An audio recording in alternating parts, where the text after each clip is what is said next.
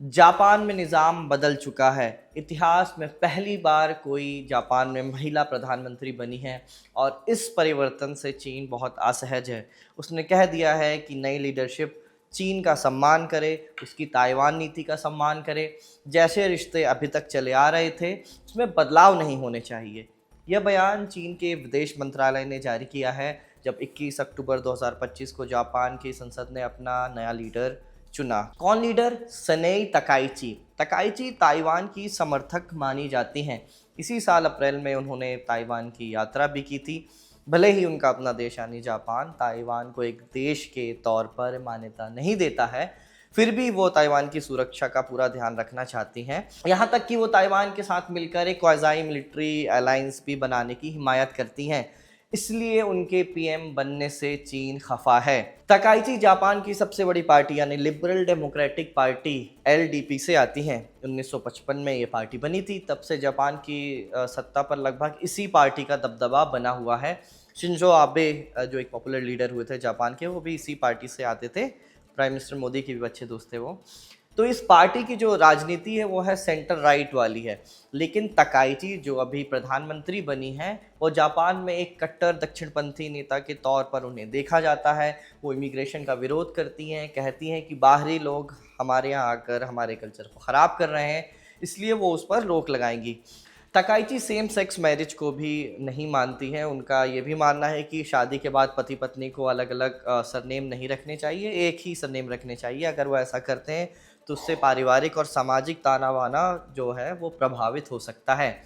उनके इन्हीं ख़यालात की वजह से जापान की कई महिलाएं खुश नहीं हैं।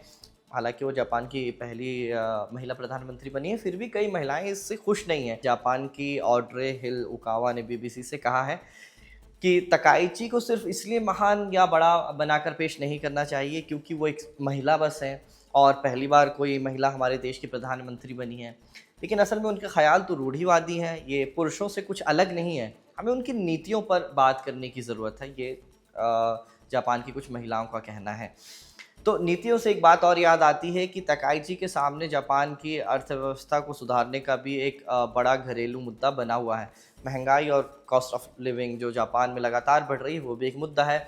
अर्थव्यवस्था वहाँ की धीमी रफ्तार से बढ़ रही है, वहाँ बूढ़ों की संख्या बढ़ रही है, लोग बच्चे भी पैदा नहीं कर रहे हैं, जिससे वर्क फोर्स की भी एक खासी कमी जापान में इस वक्त मौजूद है और निकट भविष्य में ये और चिंता का सबब बनने वाली है। ये सब तो घरेलू मोर्चे की बात हो गई। विदेशी मोर्चे पर सिर्फ चीन के साथ दिक्कत नहीं, जिसका जिक्र अभी हमने किया है।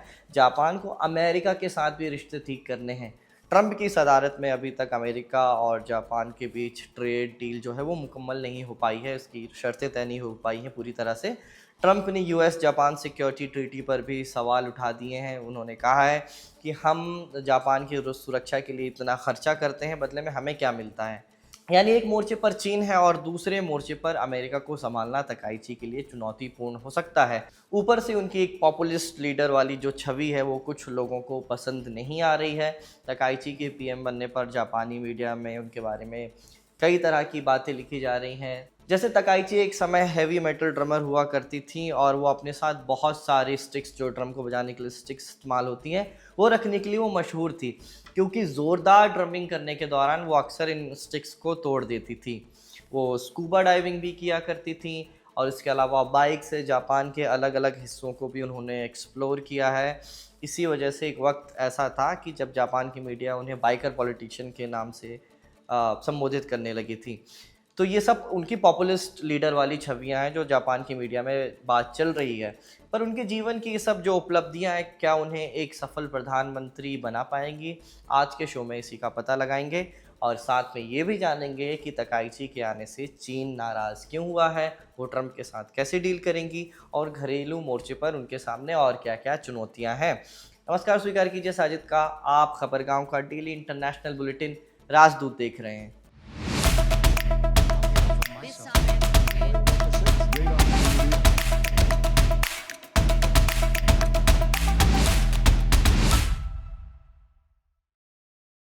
1868 में जापान में आधुनिकीकरण शुरू हो गया था। फिर 1889 में मेजीजी संविधान जो कॉन्स्टिट्यूशन था वो बनाया गया। इस कॉन्स्टिट्यूशन के तहत जापान में पहली बार संसद बनाई गई। संसद को वहाँ पे डाइट कहा जाता है। पर ये संसद नाम मात्र की संसद थी, असल ताकत सम्राट के हाथ में होती थी। जैसे आप यूएई या कतर या सऊदी अरब में भी अभी अभी इस वक्त देख सकते हैं कि वहाँ भी संसद तो बनाई गई है, लेकिन असल ताकत होती है राजा के पास। लेकिन ये तो अभी मौजूदा हालात की बात हो गई, हम जापान में पुरानी बात ये कर रहे थे। पर दूसरे विश्व युद्ध के बाद जापान में असल लोकतंत्र आ गया था। अमेरिका की जीत के बाद मई 1947 को जापान में पोस्ट वॉर कॉन्स्टिट्यूशन बनाया गया।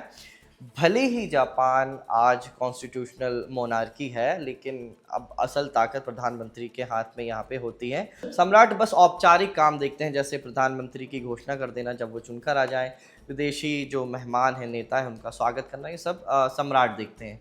जापान में असल में एक संसदीय लोकतंत्र है। 2 सदन है यहाँ पे। निचला सदन जिसे कहते हैं हाउस ऑफ रिप्रेजेंटेटिव, जिसमें 465 सीटें होती हैं और इसी में बहुमत लाने वाली पार्टी या गठबंधन का नेता बनता है प्रधानमंत्री। ऊपरी सदन है, उसमें है 248 सीट।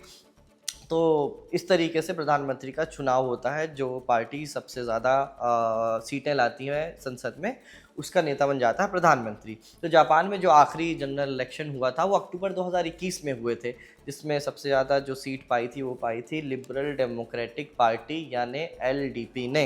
एलडीपी की फूमियो किशिदा प्रधानमंत्री बने। किशिदा का पार्टी के अंदर ही विरोध होने लगा, मिसमैनेजमेंट का आरोप लगा, करप्शन का भी उन पर आरोप लगा, इसलिए उन्होंने अक्टूबर 2024 में इस्तीफ़ा दे दिया। इसके बाद पार्टी के अंदर ही चुनाव हुए और शिगेरू इशिबा को प्रधानमंत्री बनाया गया।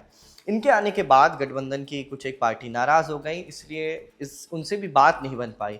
फिर सत्तारूढ़ पार्टी जो है एलडीपी, उसका अध्यक्ष बदलने के लिए दबाव बनाना शुरू हुआ, तो पार्टी ने अंदरूनी चुनाव करवा लिया। इसी महीने 4 अक्टूबर को तकाइची एलडीपी की अध्यक्ष चुनी गई। अब सबसे बड़ी पार्टी की अध्यक्ष बदली तो पीएम का पद भी बदला जाना तय हुआ, क्योंकि जापान में अमूमन सबसे बड़ी पार्टी का अध्यक्ष ही प्रधानमंत्री बनता है। 21 अक्टूबर को संसद के अंदर वोटिंग हुई, जिसमें तकाइची की जीत हो गई है और इस तरह वो जापान के इतिहास की पहली महिला प्रधानमंत्री बन गई हैं। दुनिया के कई नेताओं से उन्हें बधाई संदेश मिल रहे हैं। भारत के प्रधानमंत्री नरेंद्र मोदी ने भी उन्हें बधाई दी है और एक्स पर लिखा है कि मैं आपके साथ भारत और जापान के संबंध मजबूत करने के लिए आगे काम करता रहूँगा। चीन के विदेश मंत्रालय का बयान तो हमने आपको शुरू में ही बताया, जिसमें उन्होंने कहा था कि जापान और चीन के जो संबंध चल रहे हैं वैसे ही रहने चाहिए, इसमें कोई बदलाव नहीं आने चाहिए। तो चीन ने ऐसा बयान दिया क्यों? क्योंकि तकाइची को एक एंटी चाइना नेता के तौर पर देखा जाता है। वो ताइवान के समर्थन में बयान देती रहती हैं, चीन की आलोचना करती रहती हैं। आपको और अच्छे से समझ में आए इसलिए 3 उदाहरण आपको दे देते हैं। पहला उदाहरण यासुकुनी स्मारक जाने से जुड़ा है। तकाइची अक्सर इस स्मारक में आती जाती रही हैं, इससे चीन नाराज़ होता है। क्यों नाराज़ होता है? क्योंकि यहाँ युद्ध के दौरान मारे गए जापानी सैनिकों को श्रद्धांजलि दी जाती है। इसमें वो सैनिक भी शामिल हैं जिन्हें घोषित रूप से वॉर क्रिमिनल कहा गया है, जिन पर आरोप सिद्ध हो चुके हैं कि वो वॉर क्रिमिनल हैं, जिन्होंने नरसंहार किया है। असल में ये स्मारक 1869 में बनाया गया था। दूसरे विश्व युद्ध के पहले भी चीन और जापान की कई लड़ाइयाँ हुई हैं। 1894 में एक बड़ी भयंकर लड़ाई हुई थी कोरिया में प्रभाव के लिए। इस युद्ध में जापान ने कोरिया और चीन के हज़ारों सैनिकों और हज़ारों नागरिकों को मारा था। फिर दूसरे विश्व युद्ध में भी चीन के साथ जापान की खूब लड़ाई हुई थी। इन सब लड़ाइयों में मरे जापानी सैनिकों के नाम इस यासुकुनी स्मारक में लिखे हुए हैं। इनमें वो सैनिक भी शामिल हैं जो चीनी और कोरिया के लोगों के नरसंहार के लिए जिम्मेदार थे। इसलिए जब भी जापान का कोई नेता ये स्मारक जाता है, इस स्मारक में श्रद्धांजलि देने जाता है, तो उसका विरोध होता है। चीन और साउथ कोरिया की तरफ से अक्सर बयान आते हैं। जापान की रूढ़िवादी नेता अक्सर इस स्मारक में जाते आपको दिख जाएंगे। शिंजो आबे भी कई बार इस स्मारक में जा चुके हैं और सैनिकों को श्रद्धांजलि दे चुके हैं। तकाइची भी यहाँ इसी रिवायत के मुताबिक तकाइची भी यहाँ आया जाया करती थी। जब जब तकाइची यहाँ गई तब तक चीन की आपत्ति आई। अब वो प्रधानमंत्री बन गई हैं, इसलिए उन्होंने अपना रुख थोड़ा थोड़ा बदल लिया है। पिछले हफ्ते उनका यहाँ जाना तय था, उनका शेड्यूल था, लेकिन उन्होंने ख़ुद यहाँ जाने के बजाय कुछ वहाँ भेंट भेज दी और ख़ुद नहीं गई। जानकारों ने इसे एक बढ़िया कूटनीति बताई और कहा कि वो चीन और साउथ कोरिया को नाराज़ नहीं करना चाहती, क्योंकि वो अभी नई नई प्रधानमंत्री बनी है। चीन की तकाइची से नाराज़गी की जो दूसरी वजह है वो ताइवान है। जैसा हमने बताया कि वो ताइवान के समर्थन में बयान देती रहती हैं, इससे चीन खफा होता है।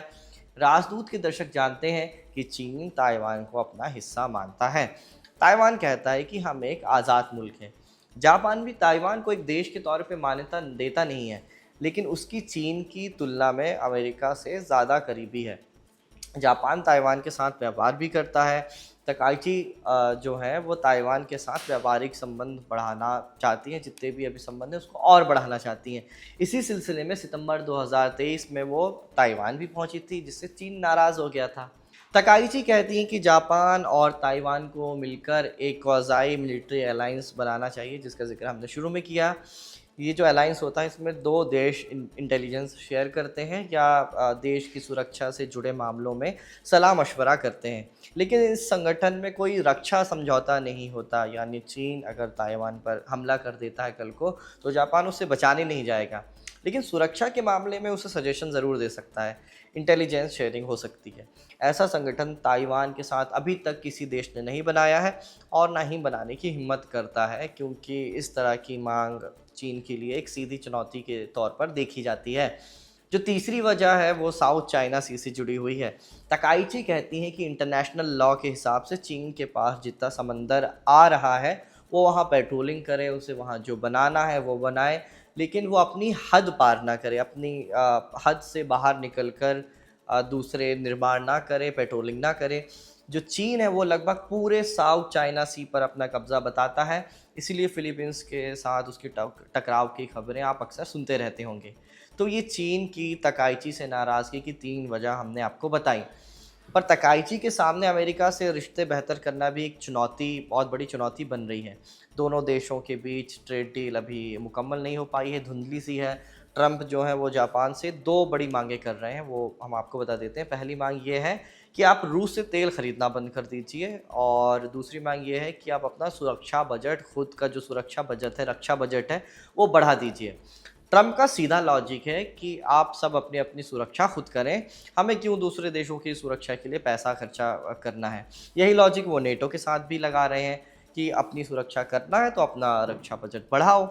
अब तक नेटो सदस्यों में अमेरिका ही सबसे ज़्यादा रक्षा में खर्चा करता आ रहा है, जिससे नेटो के दूसरे देशों को बहुत फ़ायदा मिल रहा था। कम खर्चे में उन्हें सुरक्षा मिल रही थी, वहीं जो दूसरे सदस्य हैं अमेरिका की तुलना में कम खर्चा कर रहे थे अपने रक्षा बजट में।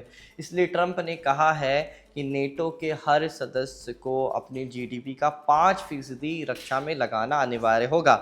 जापान के साथ भी वो यही करना चाहते हैं, इसलिए उसे अपना रक्षा बजट बढ़ाने को अब वो कह रहे हैं। चीन अमेरिका के अलावा एक जो चुनौती है तकाइची के लिए, वो नॉर्थ कोरिया से भी मिलने वाली है। नॉर्थ कोरिया अपने मिसाइल सिस्टम को टेस्ट करने के लिए कुख्यात है। उसने कुछ एक दफ़ा अपने जो मिसाइल हैं वो जापान की तरफ भी फायर कर दिए थे, जो जापान के एयर स्पेस से उसके ऊपर से होकर गुजर गए थे। इन मिसाइल टेस्टिंग ने जापान का जो अलर्ट सिस्टम है वो एकदम सतर्क कर दिया था, और वहाँ पैनिक जैसी स्थिति बन गई थी। इसलिए जापान को नॉर्थ कोरिया से एक सुरक्षा का जो ख़तरा है वो तो रहता ही है।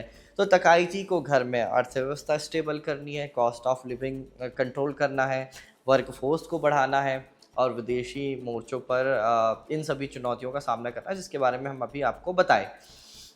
जानकार कहते हैं कि तकाइची की जो पॉपुलिस्ट लीडर वाली छवि है वो बहुत ज़्यादा काम नहीं आने वाली उनके प्रधानमंत्री के करियर के लिए। वो भले ही एक मेटल ड्रमर या बाइकर वाली बातें दुनिया को बता दें, लेकिन जापान के मौजूदा राजनीतिक हालात ही सही नहीं हैं। एलडीपी के पास बहुमत नहीं है, वहाँ गठबंधन वाली सरकार चल रही है। कोई नया नेता पीएम बनता है, प्रधानमंत्री बनता है, तो कोई दूसरी गठबंधन की जो पार्टी है वो नाराज़ हो जाती है। ऐसे में जापान में एक स्टेबल सरकार नहीं चल पाती। नए प्रधानमंत्री के साथ नया मंत्रिमंडल आता है, जिससे पुराना काम प्रभावित हो जाता है। इसलिए जानकार कह रहे हैं कि अगले चुनाव में जब तक किसी को एब्सोल्यूट मेजॉरिटी नहीं मिल जाती जापान में, तब तक वहाँ स्थिरता आना थोड़ा मुश्किल है। हाँ, ये बात ज़रूर है कि एलडीपी में तकाइची इन दिनों सबसे लोकप्रिय नेता बनी हुई है, तो आगे आने वाले चुनाव में इसका फ़ायदा उनको मिल सकता है। तकाइची का आने वाला काम कैसा होगा ये तो समय ही बताएगा। आज का राजदूत यहीं समाप्त करते हैं। इसे रिकॉर्ड किया था हमारी साथी निवेदिता ने। मेरा नाम है साजिद। देखते रहिए खबरगांव।